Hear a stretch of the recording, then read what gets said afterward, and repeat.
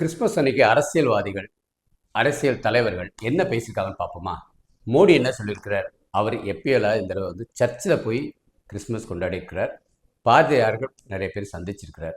காங்கிரஸ் நேரடியாக தாக்காம குடும்ப அரசியல், டைனாஸ்டி பாலிடிக்ஸ் தான் இந்தியாவோட ஒரு ஒரு வெல்ஃபேர் ஸ்டேட் வந்ததுக்கு காரணம். அதனால் அதை வந்து ஒரு மறைமுகமாக தாக்கியிருக்கிறார். டைனாஸ்டி பாலிடிக்ஸ் வந்து காங்கிரஸ் எப்படி பண்ணாங்களோ அதே தான் எல்லா ஸ்டேட்லேயும் வந்து அங்கங்கே வந்திருக்கு. இப்போ தமிழ்நாட்டில் பாருங்கள், கருணாநிதிக்கு அப்புறம் ஸ்டாலினுக்கு அப்புறம் உதயநிதிக்கு அப்புறம் அப்படியே போயிட்டுருக்கு. பார்த்தீங்களா? அதுதான் டைனாஸ்டி பாலிடிக்ஸ்.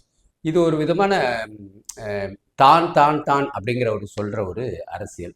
ஸோ ஸ்டாலின் என்ன பேசியிருக்காரு பாருங்கள். சர்ச்சில் போய் அங்கே இருக்கிற கிறிஸ்தவர்களுக்கெல்லாம் ஒரு ஒரு வாழ்த்து தெரிவிச்சுட்டு இந்துக்களை மறைமுகமாக தாக்குற மாதிரி பாரதிய ஜனதா கட்சி தான் நாட்டில் இருக்கிற நிறைய கலவரத்துக்கு பிரச்சனை அப்படிங்கிற மாதிரி சொல்லியிருக்கிறாரு. இதை கொஞ்சம் பின்தாங்கி பார்ப்போமே. திமுக இப்போ வளர்ந்ததே இதுக்கு அப்படியே ஆப்போசிட்டாக ஈவேஆர் பண்ணிக்கிட்டு இருந்தார். கடவுள் இல்லை நாங்கள் அங்கே போய் பிள்ளையார் உடைக்கிறது அதுன்னு பட்டு அந்த சிந்தனை தான் நமக்கு திமுக மேலே வருது. இப்போ நிறைய பேருக்கு வெறுப்பு திமுக மேலேயே வந்து அதான் காரணம் இல்லையா? ஸோ கலவரத்தை மெயினாக கையில் எடுத்தது வந்து திமுக. இப்போ வந்து இதை பற்றி பேசினா வந்து அதை வந்து அப்படியே திசை திருப்புறார்.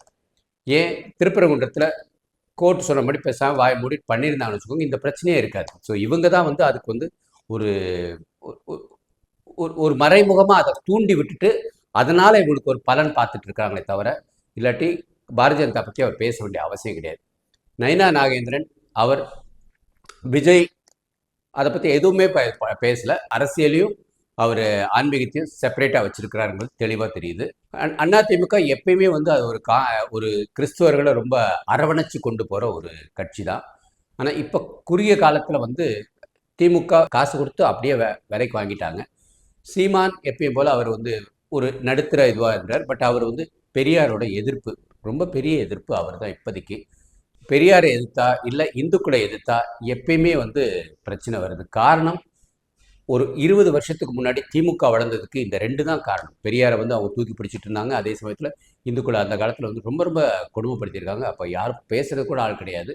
அதனால தான் பாரதிய ஜனதா கட்சியே பிறந்துச்சுன்னு கூட சொல்லலாம். எந்த இடத்துல வந்து இல்லாடி பாரதிய ஜனதா கட்சி வர்றதுக்கு வாய்ப்பே கிடையாது. ஆர்எஸ்எஸ் வந்து அவங்க பாட்டுக்கு அமைதியாக வந்து இந்துக்களுக்காக பண்ணிக்கிட்டு இருக்காங்க. ஸோ இந்த கிறிஸ்மஸில் முக்கிய தலைவர்கள் இதாக பண்ணியிருக்காங்க. நயினா நாகேந்திரன் ஒரு நல்ல அறிக்கை விட்டுருக்கிறார். எல்லா மதமும் சம்மதமே, எல்லா மதமும் இது பண்ணி போகிறது தான் நடைமுறைக்கு நல்லது அப்படின்னு சொல்லியிருக்கிறார். ஸோ இப்போதைக்கு கடுமையாக தாக்குறது வந்து ஸ்டாலின் தான்.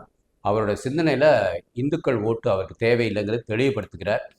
அப்போ அடுத்த வீடியோவில் பாருங்கள், குளத்தூரில் வைப்பாரா இல்லை நிற்க மாட்டாராங்கிறது தெளிவாக நான் உங்களுக்கு போடுறேன். வாழ்க பாரதம், வளர்க இளைஞர் சமுதாயம், ஒளிரட்டும் தமிழகம்.